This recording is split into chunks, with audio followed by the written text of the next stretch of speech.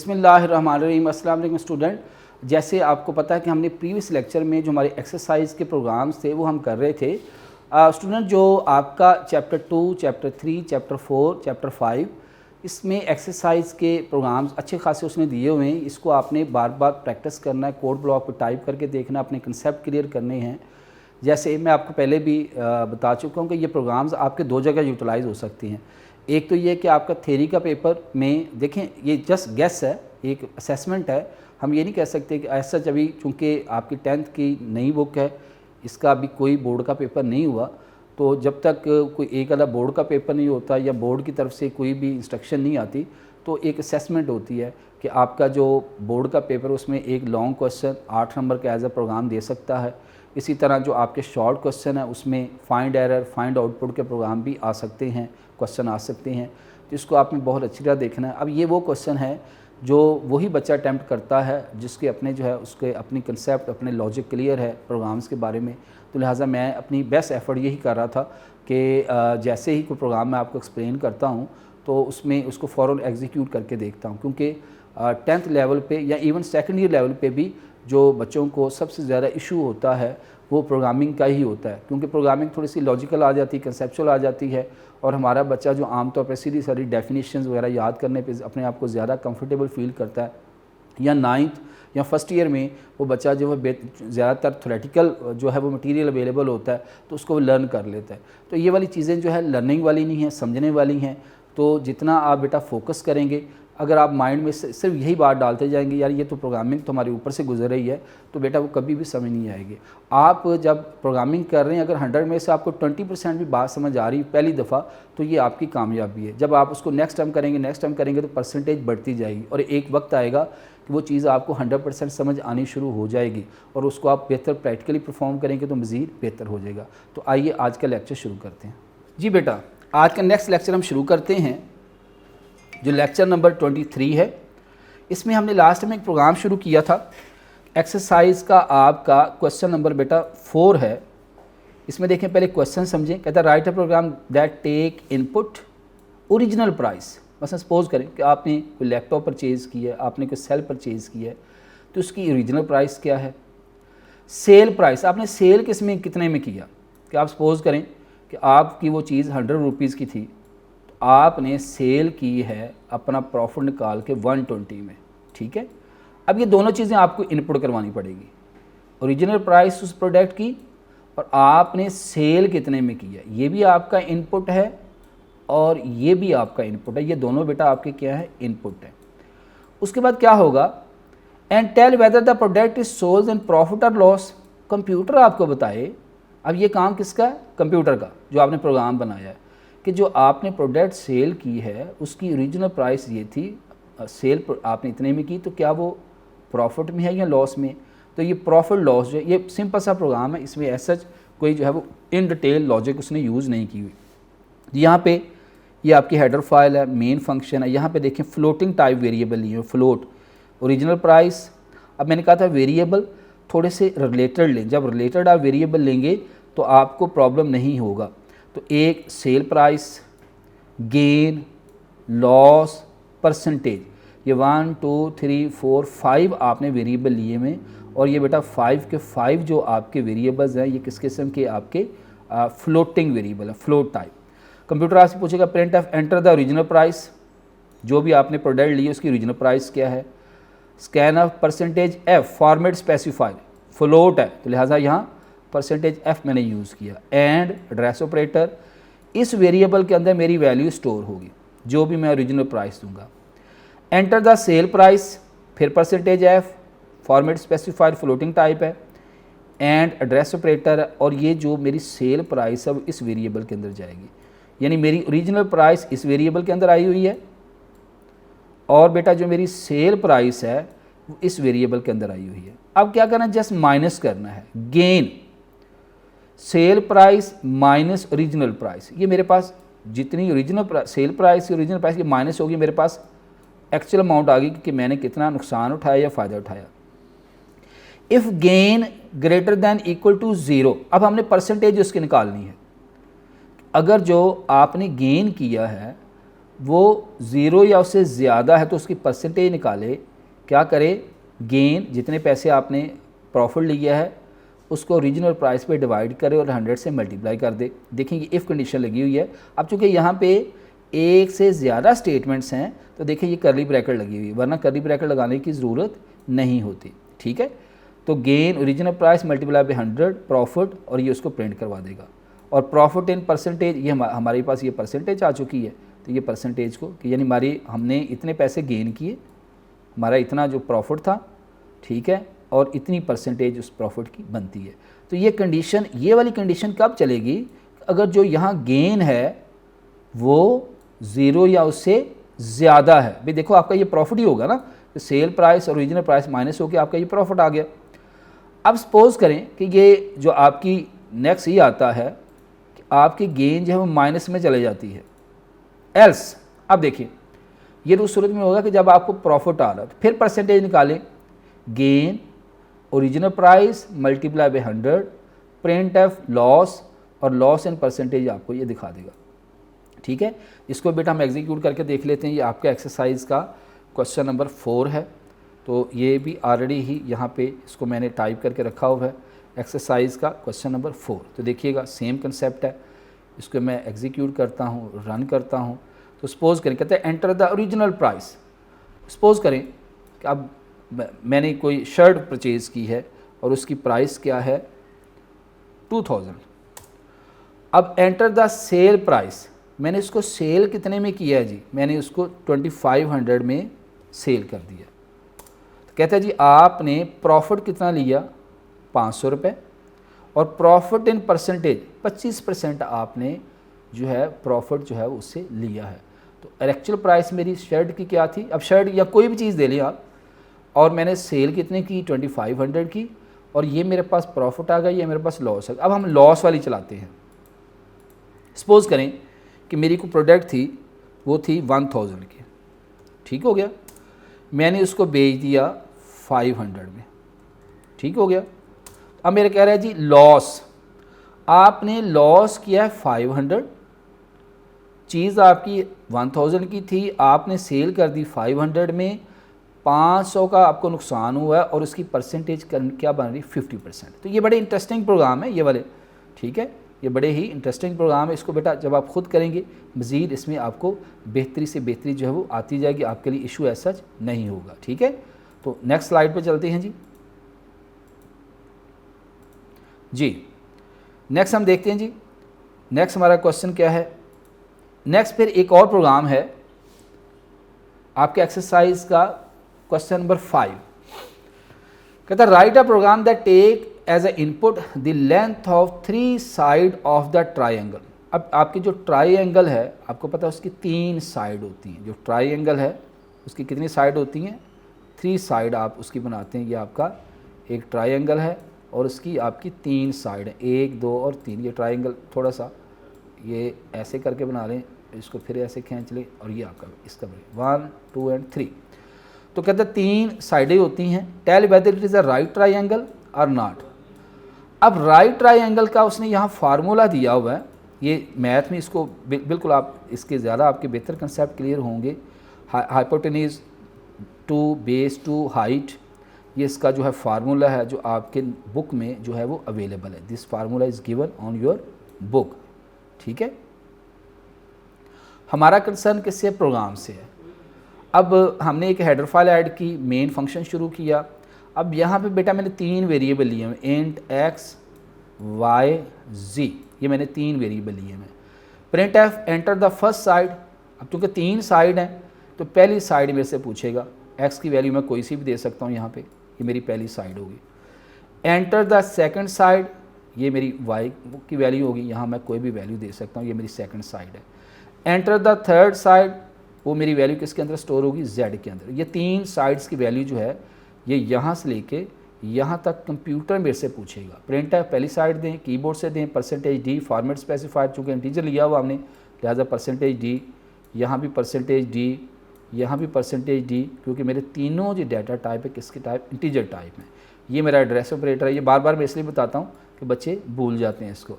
और मेरे x Y Z जो है ये 3 वेरिएबल है जिसके अंदर वैल्यू स्टोर। अब कंडीशन ये है, देखें ज़रा, पहली कंडीशन ये है कि if x multiply by x, ये अकॉर्डिंग टू दिस फार्मूला बात हो रही है, ठीक है। ये मैथ में भी आप पढ़ेंगे कि अगर x को x से मल्टीप्लाई करें यानी x का स्क्वायर, ये हम कह सकते हैं x का स्क्वायर प्लस y का square is equal to z का स्क्वायर।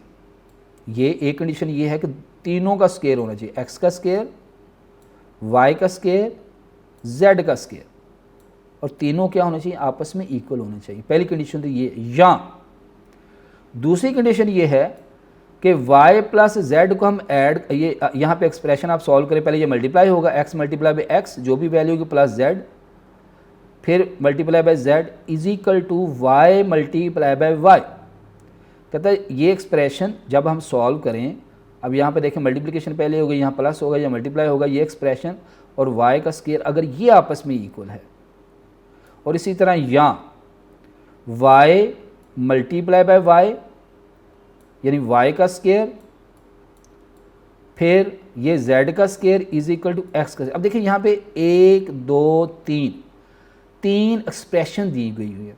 अब इसमें देखें आपको नज़र आ रहा होगा आर ऑपरेटर। आर ऑपरेटर में पता है कि अगर एक भी एक्सप्रेशन ट्रू हो, ये ट्रू हो जाए या बेटा ये ट्रू हो जाए या ये ट्रू हो जाए, तीनों में से एक भी अगर ट्रू हो जाती है तो क्या करेगा, कंडीशन हमारी ट्रू हो जाएगी। क्या प्रिंट करेगा, triangle is right angle.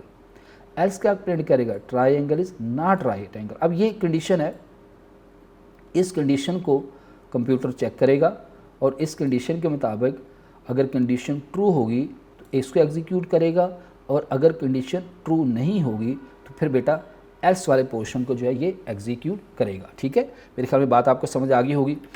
Next चलते हैं बेटा, एक्सरसाइज का क्वेश्चन नंबर 6 है। तो इसमें बेटा देखें, अब ये कोई यूनिवर्सिटी है तो उसका एडमिशन का एक क्राइटेरिया उसने सेट किया हुआ। तो पहले क्वेश्चन समझें, क्वेश्चन क्या है। क्वेश्चन ये है कि following is eligibility criteria for admission in IT university. आप आईटी यूनिवर्सिटी में आपने आईसीएस के बाद आफ्टर इंटरमीडिएट आपने एडमिशन लेना है, तो आप आईटी यूनिवर्सिटी में जो आपकी एंट्री है, एडमिशन है, उसके लिए उसने कुछ क्राइटेरिया सेट किया। पहला क्या है कि at least 60% marks in matric कि मैट्रिक। देखिए ये सारी कंडीशन है। अब वो बच्चा जिसको 20% ही प्रोग्रामिंग समय, वो फॉरन चेक करेगा, ये सारी इसमें कंडीशन लगेगी। इफ़ एल्स, इफ़ लगेगा पहले, फिर एल्स इफ सिंपल कंडीशन लगेंगी। अगर उसके 60% से कम 60% नंबर हैं, पहली कंडीशन तो ये है। At least 65% marks in intermediate कि आईसीएस में उसके जो है 65% मार्क्स हैं। फिर at least 65% marks in entry test कि जो उसने एंट्री टेस्ट दिया है उस आईटी यूनिवर्सिटी का, उसमें 65% मार्क्स होने चाहिए।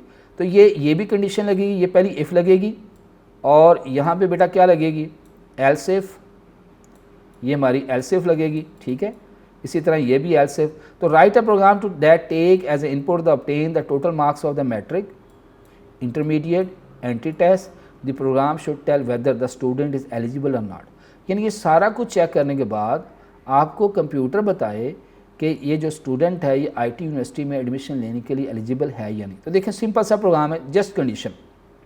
प्रोग्राम की लेंथ बज़ाहिर बड़ी नज़र आ रही है, मगर इसमें ऐसा कोई लंबे चौड़ा कंसेप्ट नहीं है। सबसे पहले देखें वेरिएबल लिए में ऑब्टेन मार्क्स मैट्रिक, थोड़े से वेरिएबल रिलेटेड लें ताकि आपके लिए इशू ना हो। वेरिएबल रिलेटेड लेने का यही फ़ायदा होता है।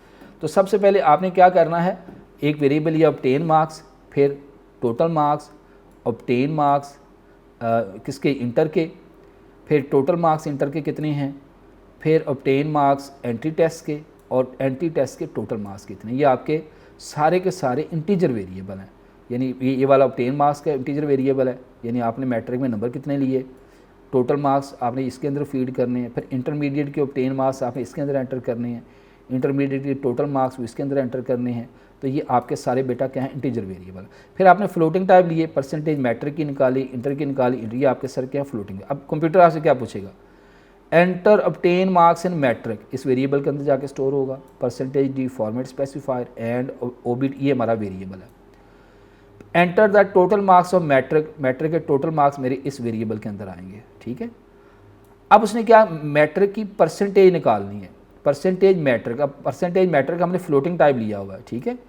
Obtain marks divided by total marks multiply by 100, ये हमारी मैट्रिक की परसेंटेज निकल आई है। इसी तरह printf enter the obtain marks in intermediate, और मेरे ये मार्क्स इसके अंदर जाएंगे। फिर printf enter the total marks of intermediate, फिर इसकी परसेंटेज निकली, scanf percentage is equal to total और इंटर, ये उसको ये यहाँ पे उसकी परसेंटेज निकली हुई, ये वाली percentage inter obtain marks divided by total marks inter multiply by 100। फिर आपके एंटी टेस्ट के मार्क्स पूछेगा कंप्यूटर, किसके अंदर जाएंगे, वेरिएबल ओबीटी ईएनटी के अंदर। टोटल एंट्री टेस्ट के टोटल मार्क्स कितने हैं वो इसके अंदर जाएंगे। फिर यहाँ पे उसने परसेंटेज निकाली हुई है, obtain marks divided by total entry marks और 100। अब ये एक्चुअल मेरी ये कंडीशन है, जो इफ़ के बाद वाली ये स्टेटमेंट है। अब सारा कुछ इनपुट करवाया हुआ है, कंडीशन मेरी एक ही है, ये वाली एक ही कंडीशन हमने लगाई हुई है, दिस इफ परसेंटेज मैट्रिक, यानी मैट्रिक की परसेंटेज इज इक्वल टू 60, पहली कंडीशन। अब देखिए ये सारी कंडीशन, क्योंकि एंड ऑपरेटर लगा हुआ है, एंड ऑपरेटर में सारी कंडीशंस का ट्रू होना, सारी एक्सप्रेशंस का ट्रू होना ज़रूरी है।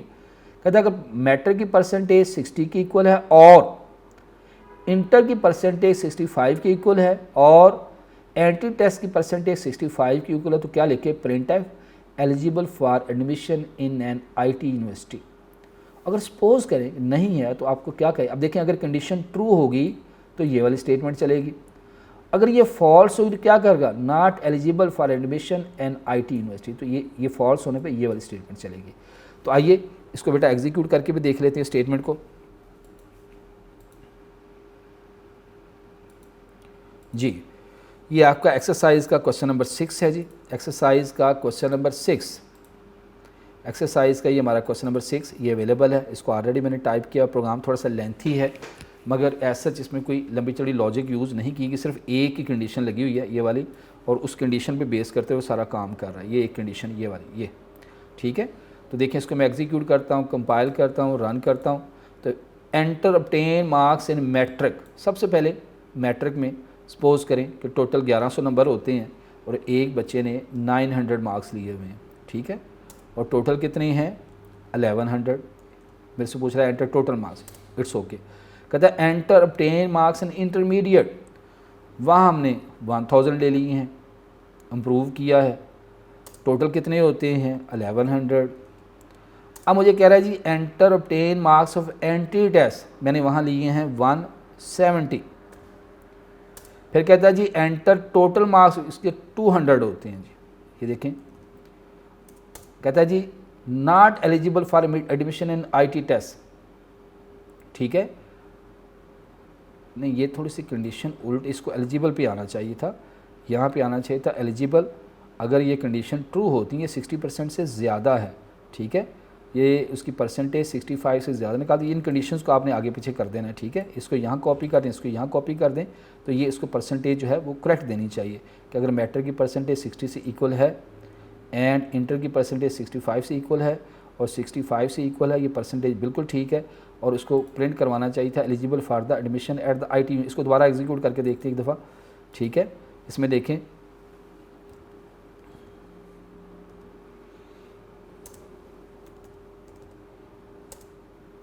एंटर द ऑब्टेन मार्क्स, उसके ऑब्टेन मार्क्स कर लें,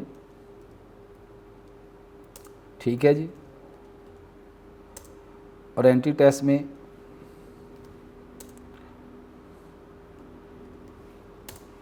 जी अब ये एक्यूरेट आउटपुट दे रहा है कि eligible for the admission in the IT university, ठीक है। तो ये इसको जस्ट कंडीशन आपने थोड़ी सी चेंज की और हमारा प्रोग्राम जो है वो एग्जीक्यूट हो गया। तो ये बात आपको समझ आ गई जी इसकी।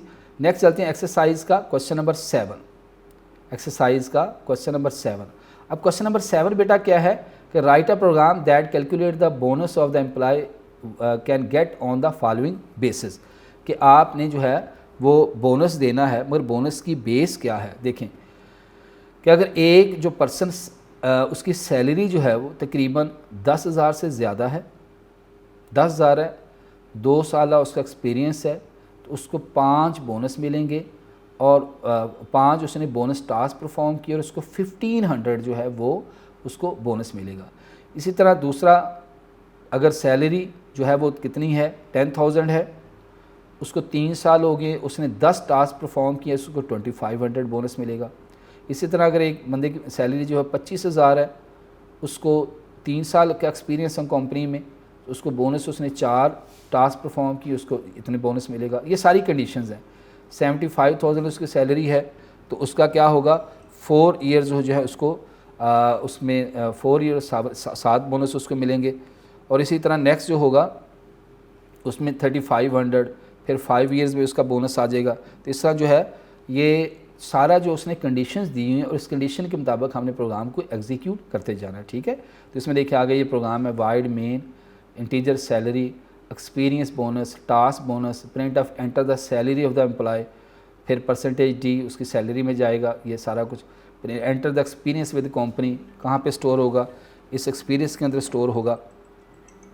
इसी तरह नेक्स्ट जो है enter the experience with company, यहाँ पे एक्सपीरियंस, फिर printf enter the number of bonus, कि आपने बोनस टास्क कितने परफॉर्म की। अब ये देखें ये कंडीशन लगी हुई है, if salary is equal to 10,000 and उसका एक्सपीरियंस जो है कितना है 2 साल का है और बोनस टास्क उसने 5 जो है परफॉर्म की हैं, तो क्या करेगा, उसको बोनस क्या दे दे 1500 और उसका प्रिंट है उसका बोनस पे। पहली कंडीशन ये लगी हुई, इफ़ दिस एंड दिस, अगर उसकी सैलरी 10,000, एक्सपीरियंस जो है वो 2 साल का है, तो 5 उसने बोनस टास्क परफॉर्म किए हैं, तो उसको 1500 बोनस है उसको प्रिंट करवा दे। इसी तरह एलसिफ दूसरी कंडीशन पे आ जाएगा कि सैलरी अगर 10,000 है, एक्सपीरियंस उसका 3 साल का है, बोनस टास्क उसने 10 परफॉर्म किए हैं, तो उसको बोनस कितना मिले 2500, उसके बोनस को प्रिंट करवा दिया जाए। फिर नेक्स्ट कंडीशन एलसिफ, अगर सैलरी जो है 25,000 है, उसका एक्सपीरियंस जो है वो 3 साल का है,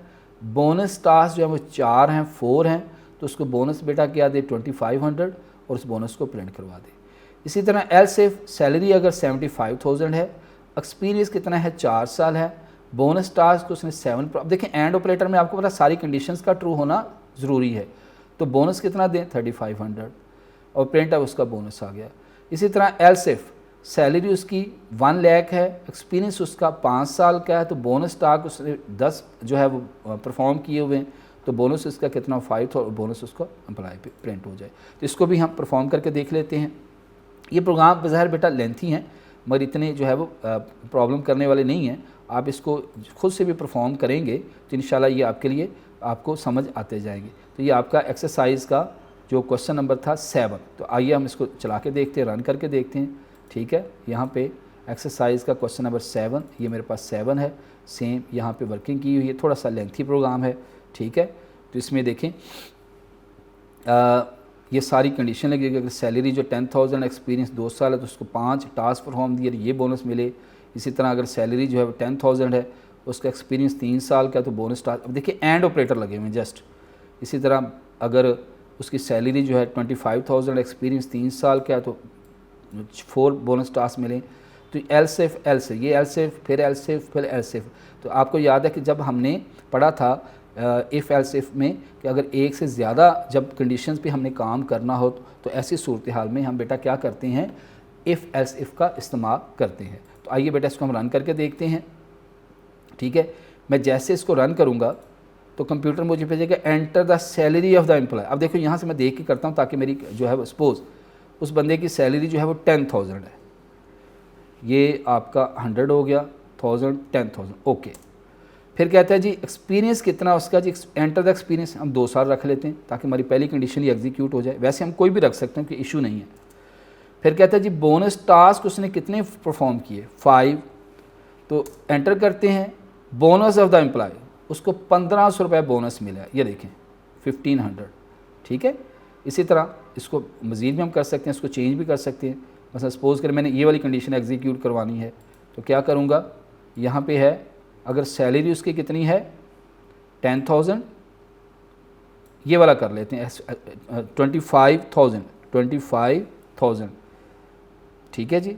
और नेक्स्ट एक्सपीरियंस पूछ रहा है 3 साल। फिर मेरे से पूछ रहा है कि टास्क कितने परफॉर्म किए हैं 4। तो कहता है जी इसका बोनस कितना है 25। देखें ये 2500 आपको नज़र आ रहा होगा 25। इस तरह ये कंडीशन जो ट्रू होगी उसको एग्जीक्यूट कर देगा, बाकी कंडीशन को बेटा ये स्किप करवाता जाएगा। ठीक है, तो ये आपके एक्सरसाइज के प्रोग्राम बेटा आज फिनिश हुए। इसमें कोई भी हो सकता है कमी कोताही हो, उसको बेटा आपने साथ साथ देखते जाना, क्योंकि प्रोग्रामिंग जो है इसमें थोड़ा सा बाद दफ़ा कॉमा सेमी कॉलन का मसला हो तो प्रोग्राम आउटपुट सही नहीं देता। तो उसको ज़रा थोड़ा सा टाइम लगा के अगर आप देखेंगे तो आपको एक्चुअल जो उसके अंदर मिस्टेक है वो आपको ज़रूर समझ आ जाएगी। ठीक है, आज बेटा हमने बेसिकली क्या किया कि आपके एक्सरसाइज के प्रोग्राम जो हैं जितने भी हैं इस लेक्चर में हमने ख़त्म किए। एक एक्सरसाइज का प्रोग्राम नंबर 4 किया, फिर हमने 5 किया, फिर 6 किया, ठीक है, 7 किया। तो ये हमारी एक्सरसाइज के प्रोग्राम कंप्लीट हो चुके हैं। कल इंशाल्लाह हम नेक्स्ट लेक्चर में एक्टिविटीज़ शुरू करेंगे। ये था आपका आज का लेक्चर। नेक्स्ट लेक्चर के साथ फिर हाज़िर होंगे। अल्लाह हाफ़िज़।